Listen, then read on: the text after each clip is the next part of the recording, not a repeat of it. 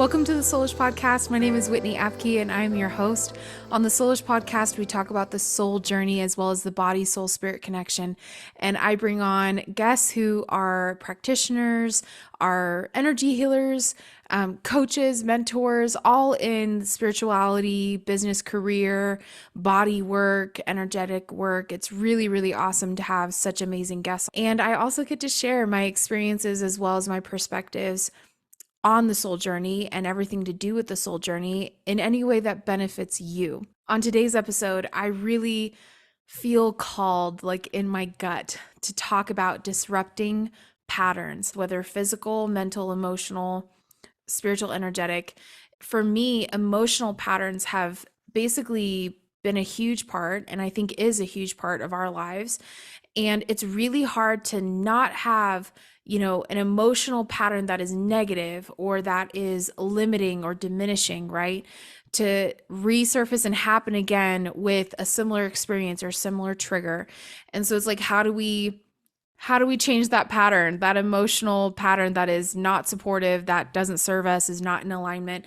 Then I want to talk about disrupting mental patterns, thought patterns that are negative and are limiting again and diminishing, as well as then energetics and the spiritual. How do we disrupt negative patterns spiritually, energetically, that may be karmic, that may be whatever, past life related, right? Or just currently what you're experiencing. So I think this episode is going to be really good. And I want to start with the body because that's something that is tangible, right? We all can feel it.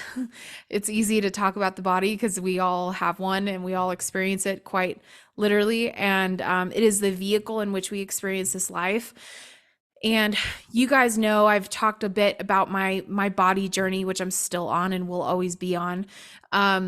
I was doing cardio and all of that and really not experiencing much change or shift in my body.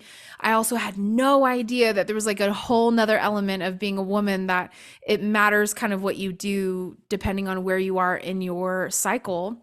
And so that changed the game once I learned about that. And I was like, oh, that makes total sense, right? Gosh, why didn't I know that?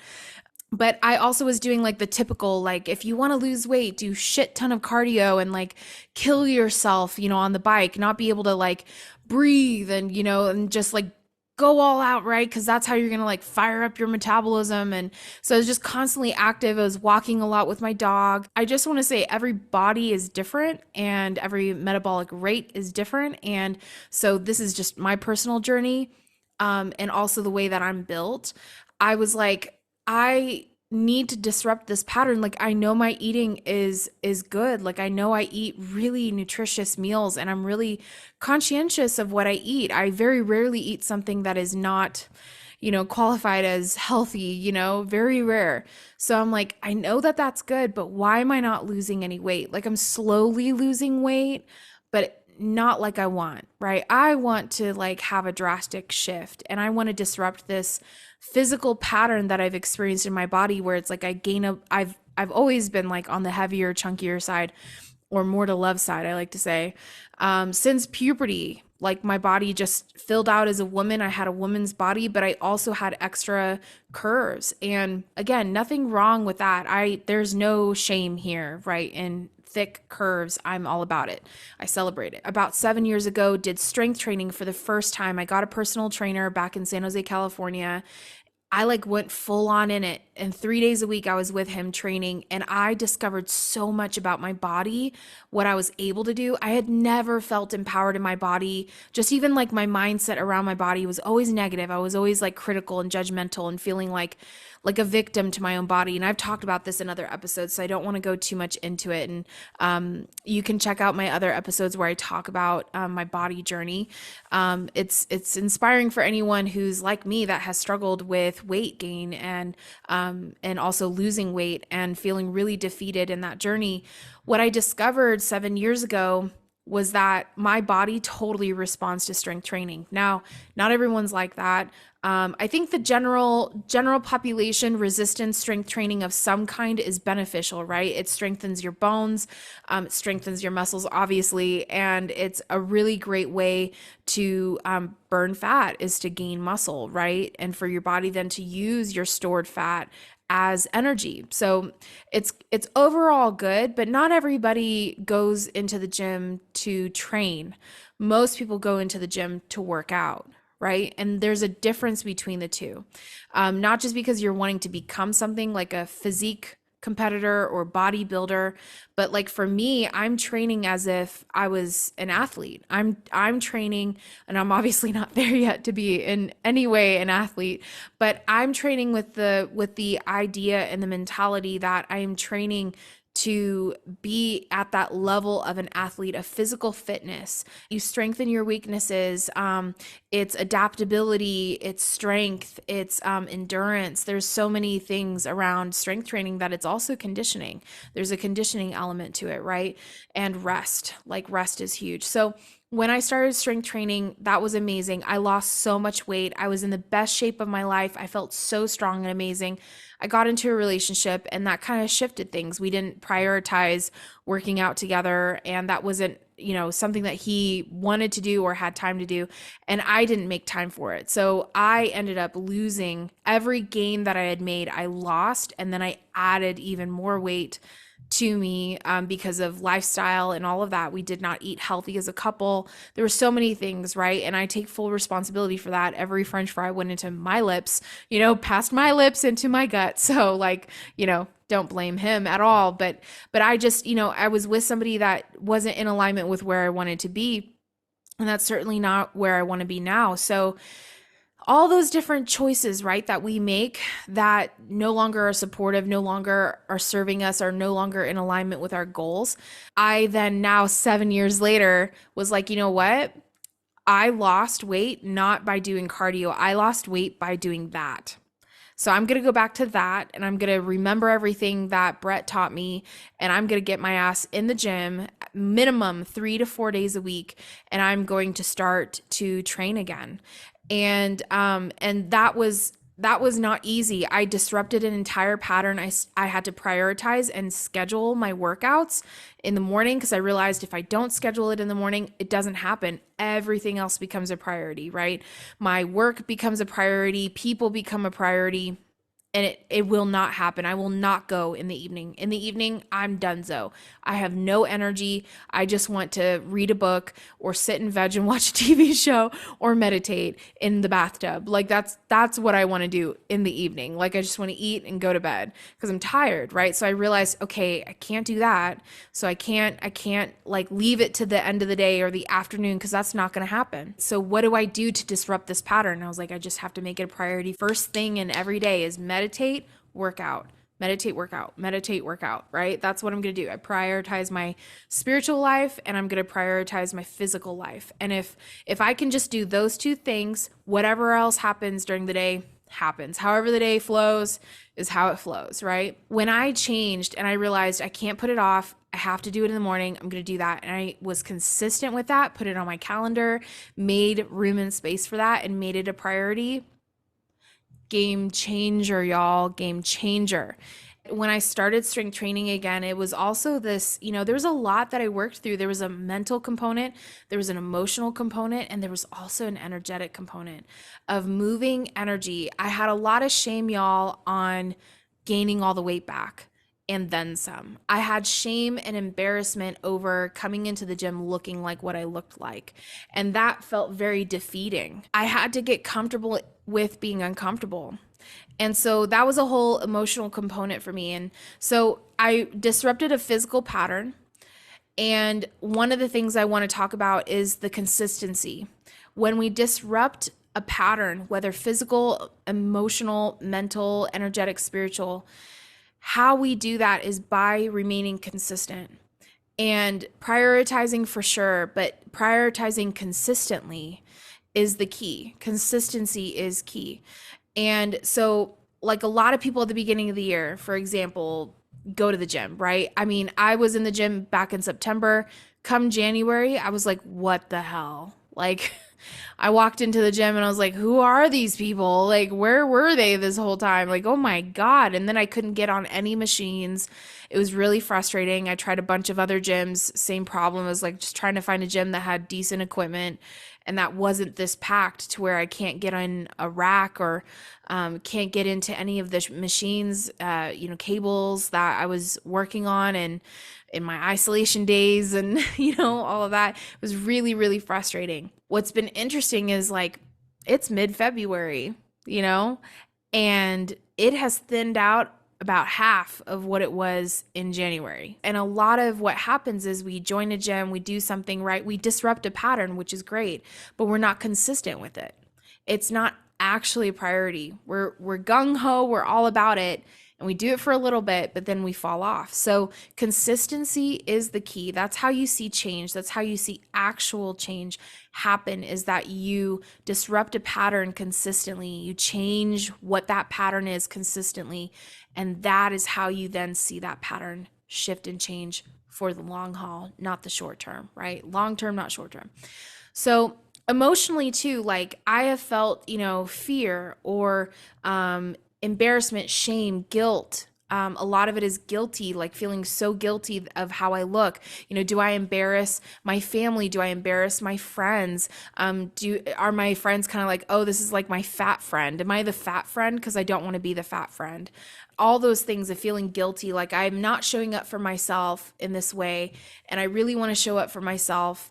And I'm in the process, but are other people okay with me being in process, right? For me, the way that I have shifted that is I have understood that, like, regardless of what my journey has been, I have to honor and respect it because I came here to experience something, right? Came here to experience something. I don't necessarily know all of what that is. It's in process, it's in a discovery, and I'm okay with that.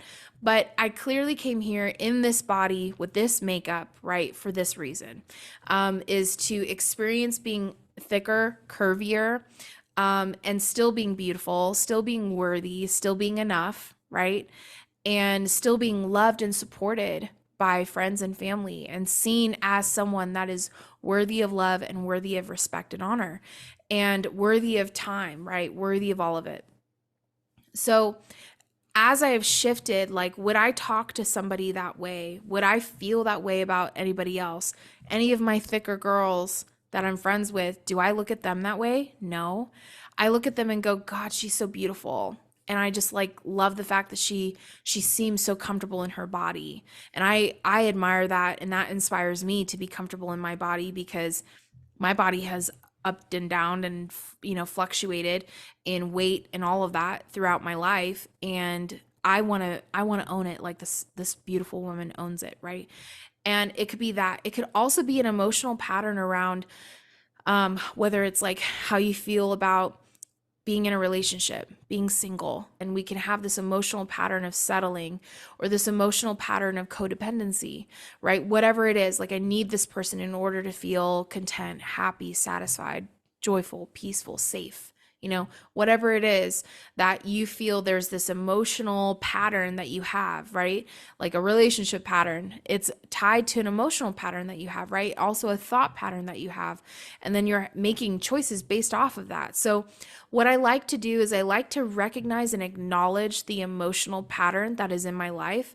Like I notice that when I'm triggered by this, or when this happens, or when I have even this thought, like I have this emotional pattern that happens that cycles through, and it is not supportive. It is not beneficial. It does not serve me or my life. It is not in alignment with my truth, my authenticity, right? Who I believe and know I am, and what I think about myself and about my life. So how do I disrupt that? I think first it's acknowledging it, recognizing it, and then taking responsibility for it.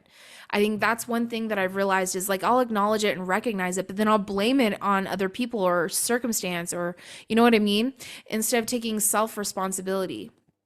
And so the self-responsibility aspect in an emotional pattern, even a thought pattern as well, is one that I think is big. Same as consistency, it's also taking self-responsibility and no longer being a victim to life, a victim to your own emotions, right? Feelings come and go. Feelings are temporary. right?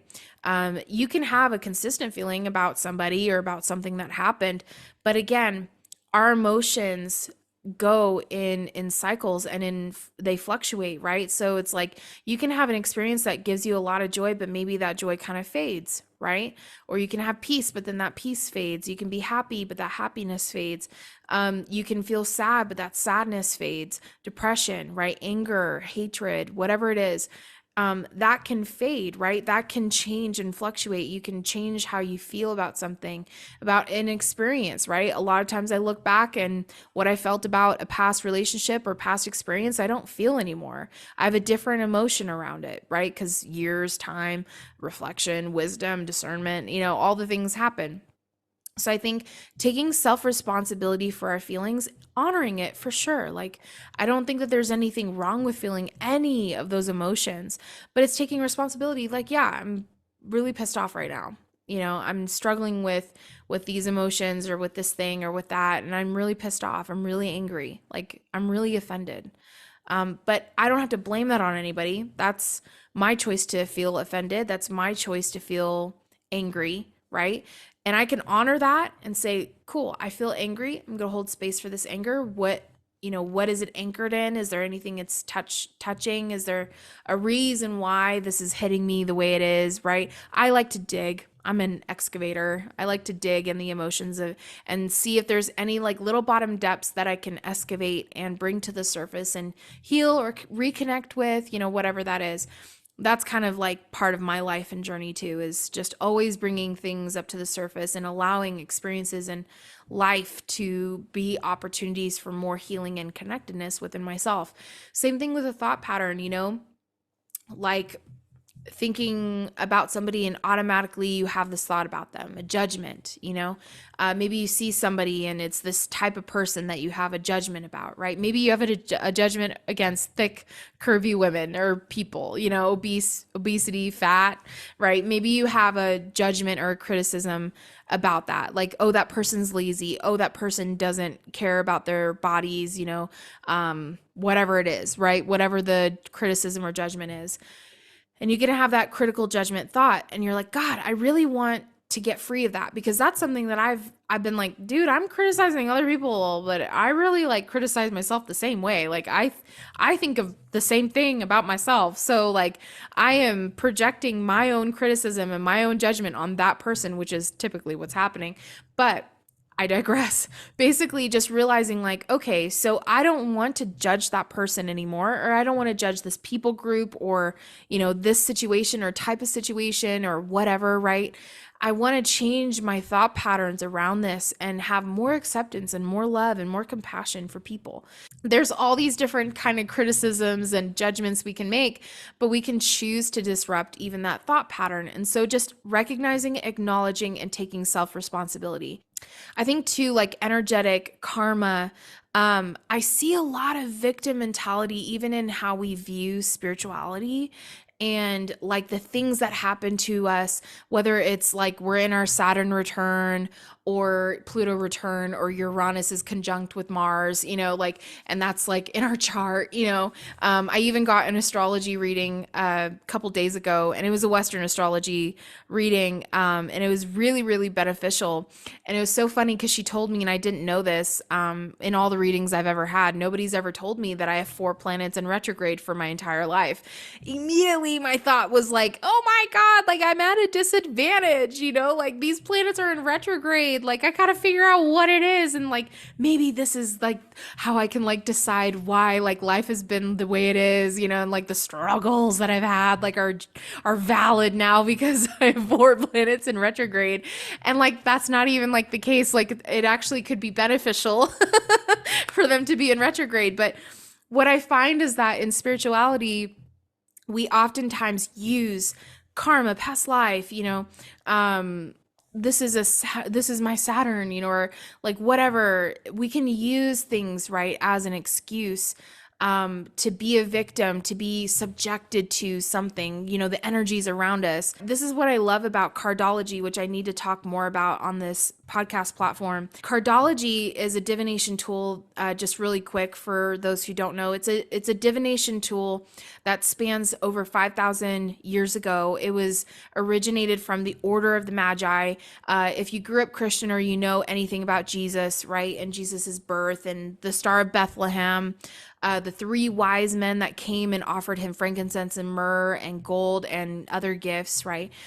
Um, Before him, those three wise men were magi. They were part of the Order of the Magi. The magi were the wise men. They were the scientists, the astronomers, astrologers, engineers, mathematicians. They were all of it. They were the ones that passed down history. They were also historians. They passed down knowledge verbally, orally for thousands of years, and eventually started, once writing became a thing, then they started writing it down. One of the things or tools that they used to kind of see, like, be able to predict things that would happen was cardology. They called it the book of life, book of destiny, because it basically can tell you like where the supportive energies are, where the challenging energies are, and it's very precise.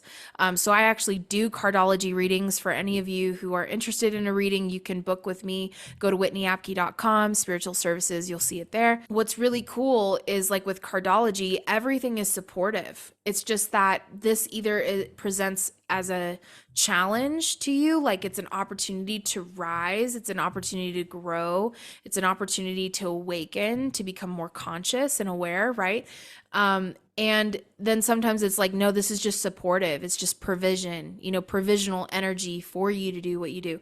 So it's not bad, good, right, wrong. It's all supportive. It's just in the way that it supports you and in the choices that you make, right? Which is your free will to choose how you respond and how you react to life. And I love that perspective. That's what drew me to cardology. Was I was like, look, I love this because I'm not a victim to the energies. I'm not a victim to placements and degrees and all of that kind of things, what cards I have in my deck, but I actually am victorious always, and I'm just always supported. It's just the way in which something is presenting itself to me as an opportunity, right? To be supported, to be challenged. Same thing, both are supportive. So I think that's an interesting mentality around spirituality and thought pattern, and I see it often. Even being a victim to our ego is something that, is talked about a lot. Self-responsibility has to be there, where we take responsibility for what we think and feel and believe. But I also like to change the mentality around how I view God, how I view the universe, right? For most of my life, I grew up thinking, okay, I can't anger God. I can't sin. I can't do anything wrong. I can't fail God. Like, what if I miss my destiny? What if I miss my purpose? Like, what if I miss it? And for a long time, that actually really plagued me as a teenager, because I felt like I'm not living my purpose. Like, I don't feel accepted. I don't feel um, like I have a destiny worth living. And I started to get really depressed and struggled with suicide, because it just didn't make sense. Like, if I don't add value to the world, if my life has no meaning, then why am I here? Why am I existing? And if I keep failing God and sinning, then why am I here? I might as well just quit while I'm ahead, because I can't do, like, 70, 60, 70 more years like this. That's going to be even worse, right? By the time that I stand before God and, everybody gets to see my life. I have a life review, and it's like, oh, whoa, she like really failed, and I only have one chance. So that pressure of, like, I only have one chance to get this right. And if I don't, so I think it's the perspective, right, of what we have of the universe, of God, and of how we're supported in this life, and whether it's karma, past life, ancestral, generational, whatever, right? I think it's really important to have that belief that we are always supported and always victorious, and everything is meant to be experienced, whether uncomfortable or comfortable, whether it feels good or doesn't feel good, whether it's hard or easy. We're all meant to experience all of it, right? All of it is meant for us to experience, and it's our choice how we respond to it. So disrupting patterns, I really think, takes consistency, self-responsibility. It requires us to be in the present and to not get so caught up in the past, not get so caught up in the future, but to be present with where we're at, how we feel, what we think, what we believe, and the choices that we're making, and to own it. To own the pattern, to acknowledge the pattern, whatever it is and wherever it's manifesting in your life, to own that pattern and to make a plan to change it and to be consistent with that plan. And if that plan doesn't yield the fruit, quote unquote, that you want, if it doesn't have the results that you want, then find a new pattern, discover a new pattern. Listen to podcast episodes like this or my journey, right? And if you're like, you know what, I've never tried strength training, let me try it. Let me educate myself, and try it and take my time and honor my body and connect with my body. And we have to be intentional about the change that we want to see, have a reason why we're changing that pattern, right? Because that's going to be the motivation. It's really good to look at the patterns, to not judge them. If they're negative or if they don't serve you, it's like, don't have any judgment. Just be intentional in that area and prioritize the change that you want to see. Make a plan, right? Prioritize, and then be consistent. And that is how, ladies and gentlemen, we have change happen in our life, where a new pattern is formed over time. And so if we can change that thought pattern, if we can change that emotional pattern, that physical pattern, that spiritual energetic pattern, then, which you have all the ability to do that. So don't think for one second that you're not strong enough to do that, because you are.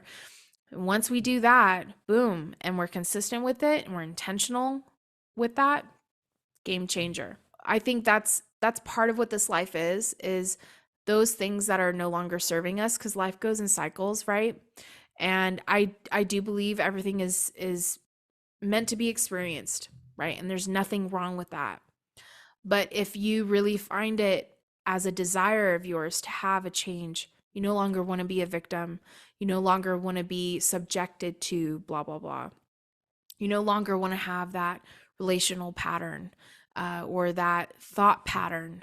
You no longer want to operate from a place of victim or weak, less than, not enoughness, unworthiness. Then become intentional, find and make a plan. Change that thought pattern, change that emotional pattern, change that energetic spiritual pattern, change that physical pattern. You will see change over time. So I love you guys. I hope this was encouraging to you. I hope that you find this inspiring as well, as you begin to disrupt those patterns that are negative, that are unsupportive, don't serve you any longer, are not in alignment with who you are and what you want to be. I love you guys so much. I will see you again soon.